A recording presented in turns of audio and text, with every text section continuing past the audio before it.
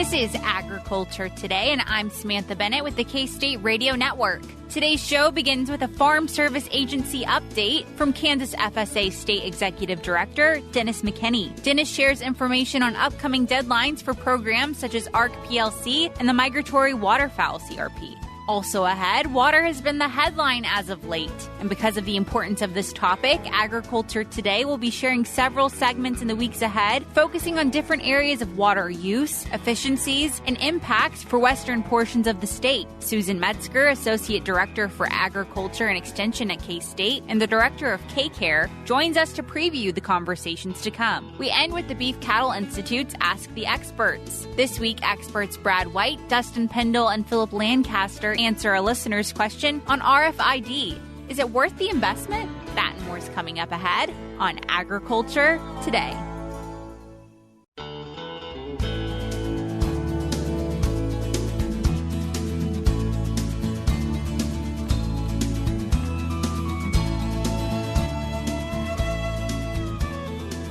This is Agriculture Today. We are joined now by Kansas FSA State Executive Director Dennis McKinney for an FSA update. So, Dennis, thanks so much for joining us today. Thanks for having me. Absolutely. So, we've got lots to talk through today, but you wanted to start off with some deadline reminders. March 15th is the deadline to make your selection and sign up for the ARC-PLC programs. Which program do you want to be in?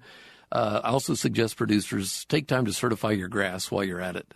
We have a lot of producers who don't certify their grass, but if your county triggers for a drought payment, it sure helps us out and speeds up the process if your grass is already certified. Makes several programs easier. In my area, most of us do it. It helps a bunch. And we triggered drought payments in 89 counties in 2022. So I sure urge people to certify grass acres while you're certifying your other crop acres. Absolutely. We're still kind of playing it by ear to see where we're going to end up with rainfall this year. So might as well do that while you're thinking about it. That's right. Yeah, don't take a chance on it. And then later on, if you do sign up for an LFP payment or payment like that, it sure makes it easier for our folks at our county offices. Sure, it leads to greater efficiencies. And speaking of other programs that you have with deadlines fast approaching, the Migratory Water Fowl CRP, otherwise what you call the Playa Lakes CRP, great opportunity with the deadline coming up, right? Yeah, that deadline's February 17th. So if you're interested, this affects the western half, really the western third of the state, where we have probably over 20,000 playas across that area. Our deadline's coming up. Very popular program in the past, and the popularity of it's building because, A, it's been designed by the Playa Lakes joint venture, who sat down a lot of producers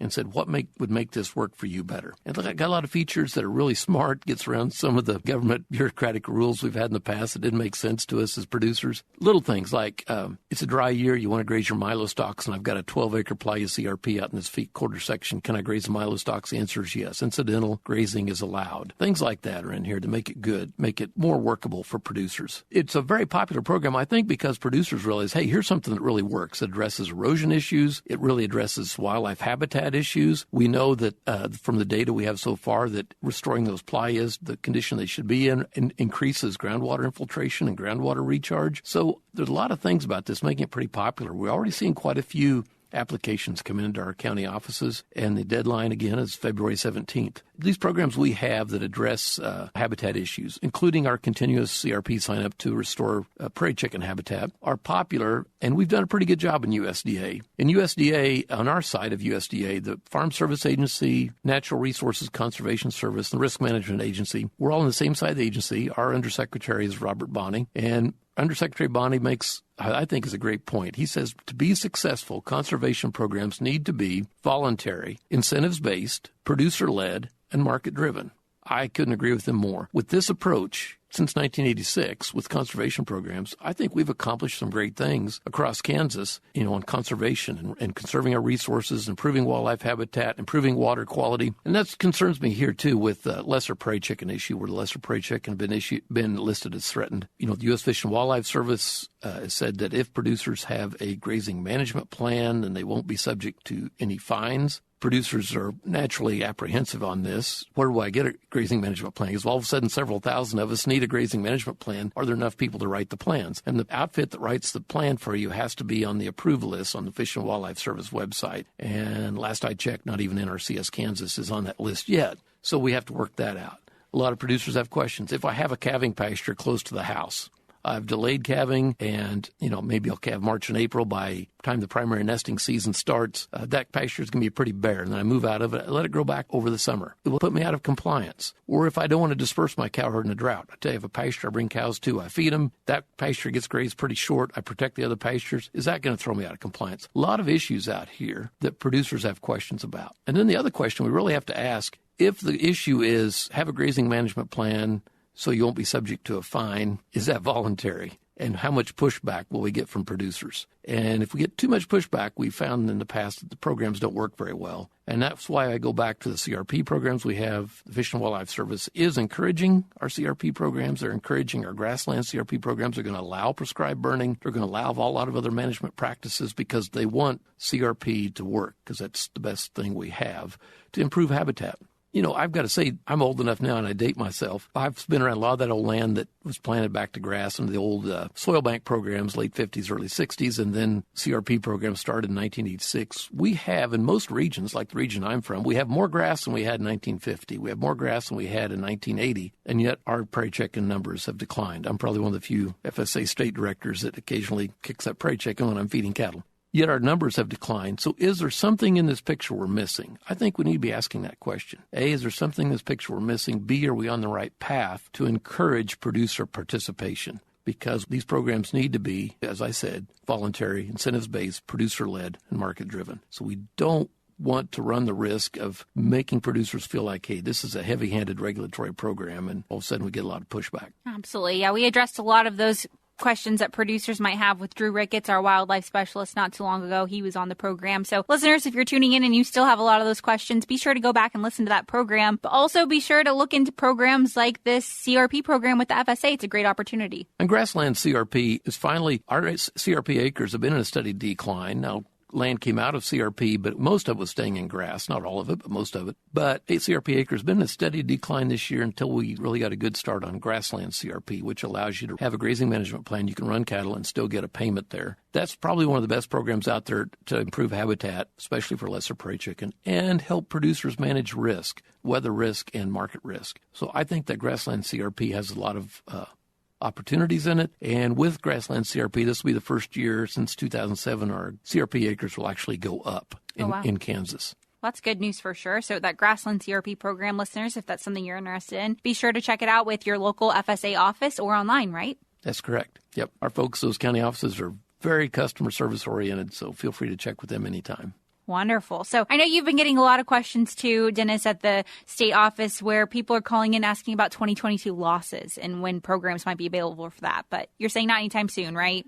Yeah, it'll be a while before we can start on those 2022 losses. And, of course, that's the big question in Kansas. We had 89 counties triggered for drought. We had a lot of problems with crop production. I know that personally across the state. So we have a lot of questions coming in. Hey, when will there be a program on 2022 losses? I believe there's been a program provided for in the latest budget reconciliation law, but it'll be a while before we'll have that up and running. Right now we're starting in what we call ERP2, Economic Relief Program Phase 2, also the Pandemic Assistance Revenue Program. I don't think we'll have a lot of producers in Kansas qualifying for those. Our offices can generate financial inquiry data, so you can look, what were my payments in 2018, 19, 20, 21, and what program were those payments made under? So producers can compare revenue from either 18 or 19 to either 2020 or 2021 and see if they qualify. Most producers won't because 20 and 21 were better years in Kansas than 18 and 19 had a drought in 2018. It gives our offices an opportunity to start working into revenue-based programs. We'll see more revenue-based programs, I think, going forward. Let's face it, there's more natural disasters. USDA has to go to Florida for one type of crop and a hurricane, California for drought, New Jersey, different, New Mexico for wildfires, addressing different kinds of crops, different kinds of disasters. So the movement is look at revenue. Did it actually impact the producer? How much did it impact the producer? And can we target limited resources more effectively to those who need it the most? We'll also be sharing more data with the Risk Management Agency, which, of course, manages crop insurance. If we can share data with crop insurance, cuts out a lot of work for the FSA offices and makes us all more efficient. So I think we'll be moving to more revenue-based programs, sharing more data with RMA, which will be good for taxpayers and make us more efficient. And mainly helping us target limited resources better to those who need it the most. Absolutely. Yeah. Efficiencies in your program obviously benefits those that are users of it. So that's great news for sure. I give a shout out to our our FSA employees across the state. The last few months, we never really had a let up, never could take a breath. A lot of times we get certification done July 15th. We can take a breath, catch up on a lot of internal administrative work. Like we had 89 counties trigger on drought payments. Our county offices across the state processed well over 14,000 LFP payments, hundreds of ELAP payments to help producers. Some was really badly hurt counties where they had to haul water and do a number of things. And all that, of course, helps us maintain our cow herds, which is good for the consumer. Not all those cows have to go to slaughter. It helps those people maintain their cows so we don't have such wild fluctuation in beef prices, maintain a more steady food supply. While they were doing that, our office is certified, over 7.5 million acres of wheat in Kansas, which is how much we typically certify. We're the largest wheat producing state. So they went to bat and they certified all those wheat acres while they were doing all that. And I told our administrator in Washington, D.C., I'll put the record of their Kansas FSA offices up against any state in the nation because they did tremendous work in the last few months. And they did it, by and large, with a great attitude and great public service. I visit a lot of those offices, and I may be standing there talking to those technicians. They're not watching me. They're watching the door. And if a producer comes in, they forget who I am, and they go straight to the producer and make sure they help them. And I'm proud of that. Absolutely. Yeah. A great team of people that are really working hard to ensure that Kansans have the resources that they need. And I know I can speak for producers and say that we really appreciate that. That's right. Well, it's an important mission. Like you've heard me say before, we get to partner with the world's best farmers and ranchers. We help create a safe and abundant food supply that makes this country strong economically and strong in foreign policy. Absolutely. Well, Dennis, I can't thank you enough for joining us today for this FSA update. I know listeners have enjoyed it as well. Thank you. Absolutely. Once again, everyone, that was Kansas FSA State Executive Director Dennis McKinney joining us for a few FSA updates. We'll be back with more ahead on Agriculture Today.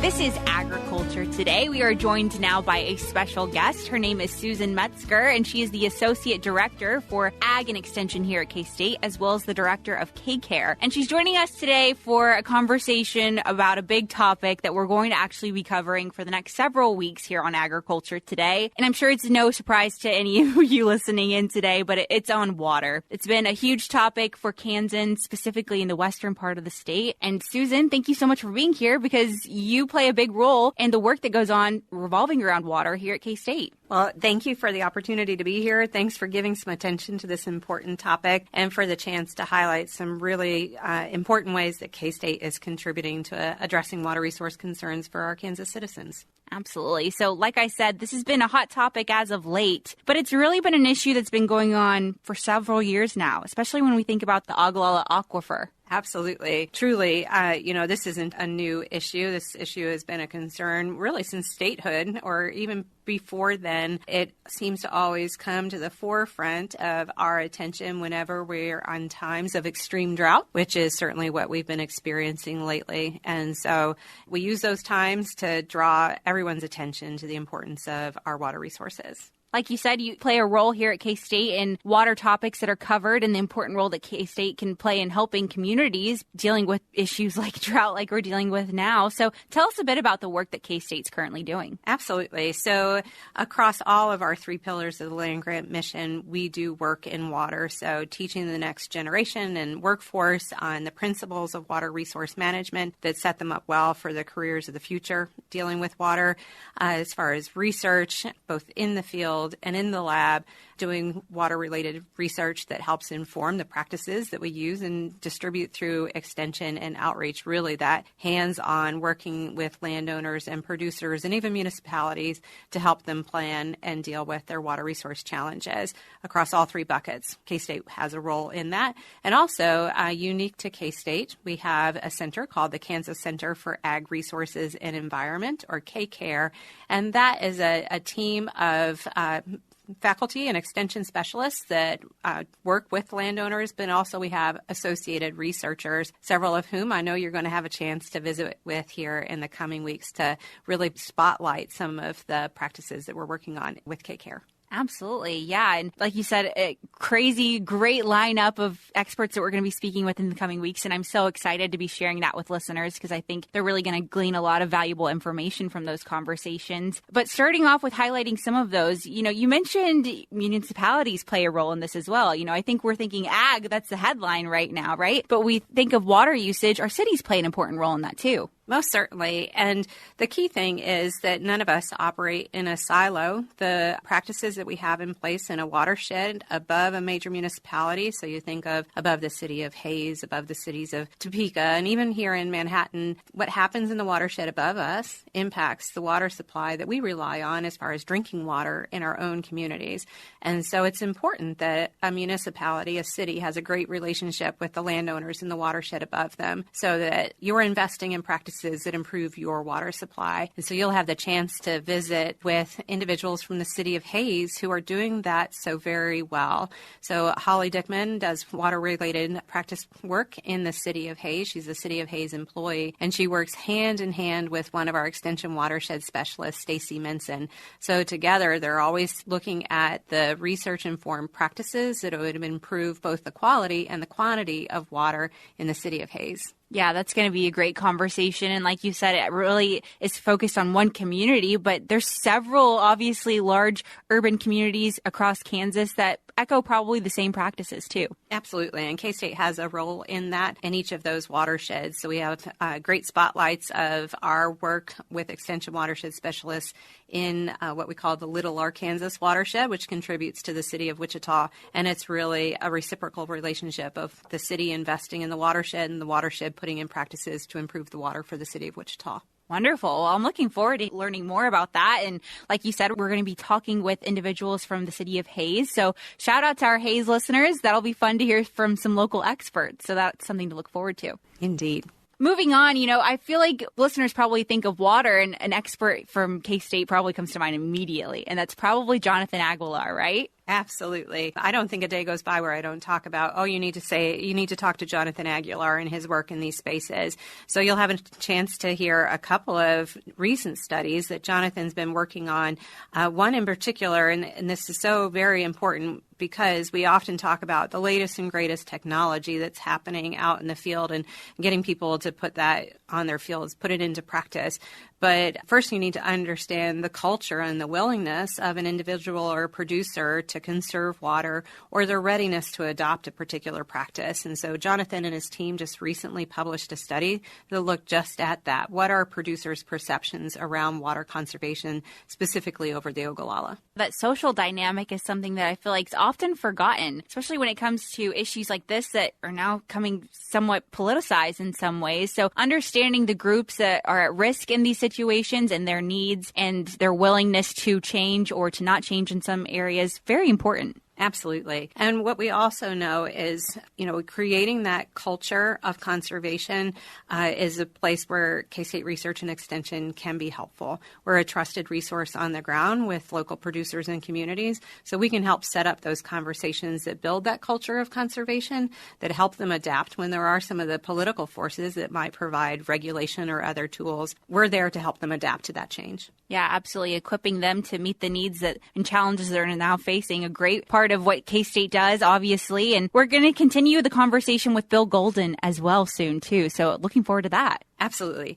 So when we look at the social dynamic, the economic component of that is just as important. So adopting a change in practice, changing the amount of water that's supplied, which crops are going to grow, all of those have an economic impact. And so the work that Bill Golden and his team have looked at is what sort of changes do you see to personal finances and then the trickle down of the economic impact to a community or a region when you have water-related regulations or changes in practices. So a great example is the work that Bill Golden has done in an area that we call Sheridan 6 or SD6. It's a local enhanced management area, and it's about a 10 square mile area where the producers in there self-committed to reducing their water use.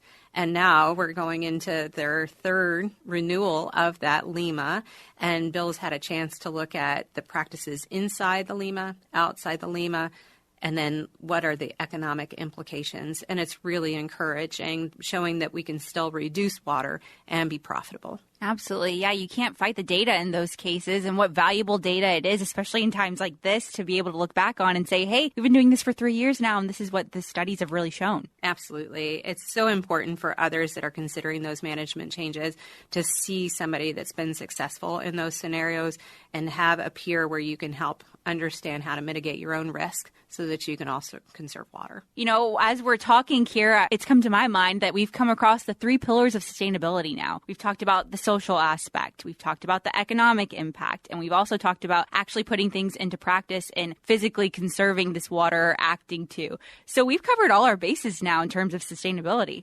I think you're correct. Yes. So Jonathan Aguilar will also share with you, he spends a great deal of time working one-on-one with producers to learn more about the irrigation technology that is out there. You can imagine, just like when, a new smartphone comes available, you want to see, you want to touch it, you want to feel it before you spend several $100s purchasing it. So Jonathan helps producers be able to look at some of those technologies, whether it's soil moisture probes or different drop nozzles that they would retrofit on their center pivot, just to be able to see what that actually looks like on the ground and make some management decisions with them. Incredible resources that we're going to be speaking with in the coming weeks. And speaking of resources, you hinted at it earlier, but you are the director of KCARE. And KCARE, I feel like it's a forgotten asset of K-State sometimes. Producers are always reaching out to others and they're looking for resources. And I think KCARE is one of those ones that people are like, why haven't you reached out to KCARE yet? Very true. So maybe that's the Midwest philosophy that we don't self-brag. So it's great to have a chance to be able to highlight the work of KCARE.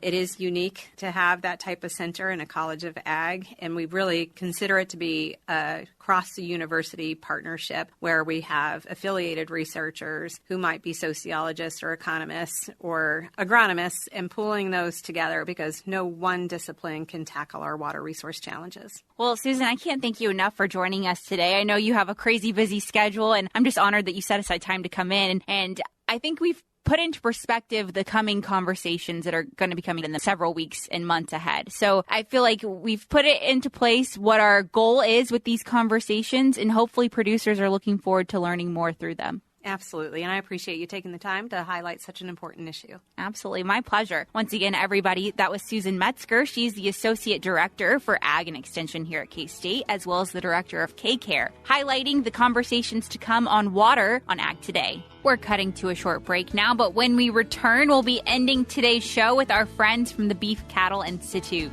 This week, Brad White, Dustin Pendell, and Phillip Lancaster join us for BCI's Ask the Experts, where they answer a question on RFID. Is it worth the investment? More on that is still to come on Agriculture Today.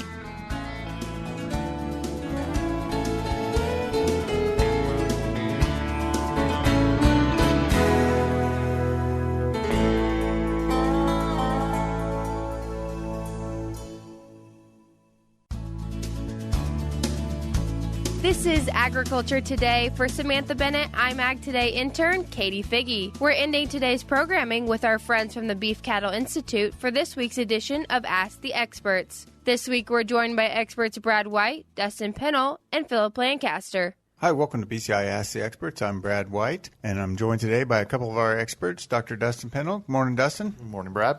And Dr. Phillip Lancaster. Good morning, guys. On this program, what we do is our experts will answer your questions. If you ever have a question for our experts, you can email us at bci@ksu.edu. And as they answer the question, they get up to 10 points for their answers. So we're going to jump right in with today's listener question, which is all about RFID, or radio frequency ID, electronic ID. And the question is, should I invest in RFID for my herd? Dustin, I'm going to start with you. So I guess my response to that would be yes. Although there are expenses associated with it, I think those benefits that can be gained from that outweigh those costs. And so first and foremost, I'm trying to help the national cattle herd, away from if there was a disease outbreak. Also, you're collecting that data, you're collecting individual records, which you can use on your operation for culling decisions, maybe farm management, if you're invested in some other program where you can sell your calves maybe at a premium. And so I'm using it primarily for a record system.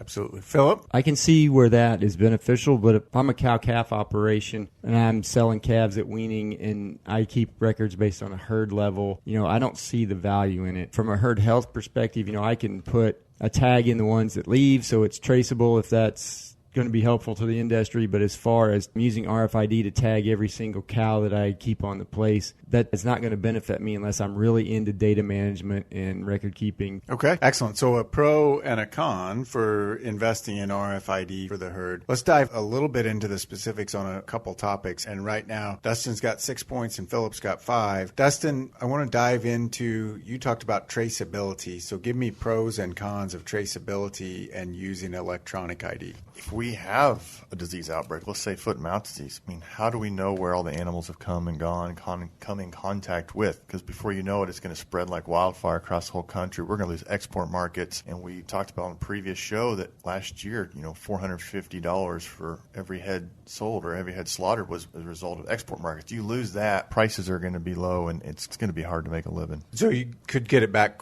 more quickly. So the thought is, yes, we can get those markets back a lot quicker because we can contain that and that spread a lot faster, and we'll have more confidence from our export markets. So 8 points for Dustin now. And Phillip, I'm going to ask you, instead of traceability, you mentioned management issues. There might be some times I might use it for management. How would RFID help me make management decisions, or is it not beneficial in that area? Well, I think one area that it could really help you is if you retain ownership of your calves. And so you're retaining ownership of those calves. You can trace each calf back to a dam. Even if the dam doesn't have an RFID tag, she's got a visual tag. And then those calves can be scanned at the feed yard. Those calves can be scanned at the packing plant when they're going through, and you can get individual carcass data back. And that can help you make some better genetic decisions and see how management throughout the year after year, affects that carcass quality. Absolutely. And one of the barriers is just flat out data transfer, which the EID could make better. So tied up 8-8. So last point here, Dustin, I want to go back to our original question, and I'll frame it a little bit differently. If you're a cow-calf producer, would you invest in RFID, and if so, for which animals in your herd? So I'm going to stick with my original answer is yes, I would.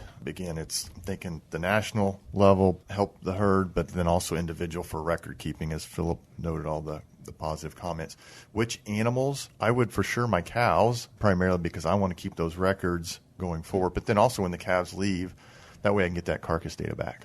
Phillip, same question? Yeah, I think the calves are the most important as far as data management and being able to get valuable data that requires an RFID. I can get individual data with a visual ID on my cows at the ranch, but the calves, it's tough to do that with. Excellent point. So Phillip makes a comeback from being behind the whole morning. He made a comeback, wins 9-8. Good job, Phillip. So appreciate you guys' perspective on this, and make your decision for your operation. As always, we appreciate you joining us. If you have any questions for us to answer on Ask the Experts, you can send us an email at bci@ksu.edu. Once again, those were K-State experts Brad White, Dustin Pendell, and Phillip Lancaster. That concludes today's programming. Thanks for listening, and we'll be back with more tomorrow on Agriculture Today.